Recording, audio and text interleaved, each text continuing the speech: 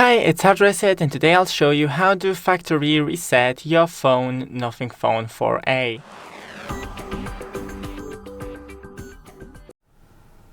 So first go into the settings and here find System.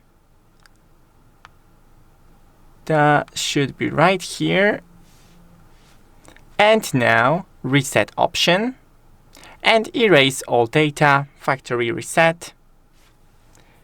And here, this will erase all data from your phone's internal storage, including your Google account, system and app data and settings, downloaded apps, music, photos, other user data.